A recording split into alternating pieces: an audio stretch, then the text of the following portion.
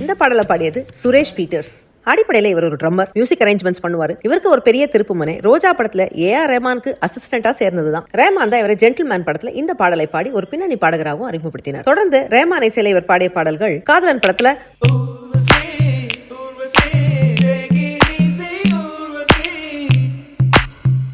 சந்திரலேகா பாடல்ல,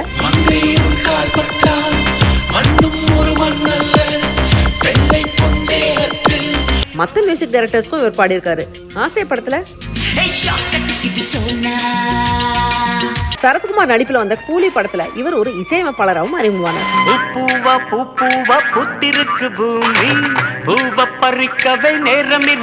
மலையாளத்துல ஒரு டஜன் படங்களுக்கு இசையமைச்சிருக்காரு. இசைத்துறையில இத்தனை தடங்கள் இவர் பதிச்சிருந்தாலும் தன்னுடைய முதல் காதலான ட்ரம்ஸ் இவர் இன்னும் விடல. இப்பவும் ட்ரம்மரா தொடர்ந்துட்டு இருக்காரு.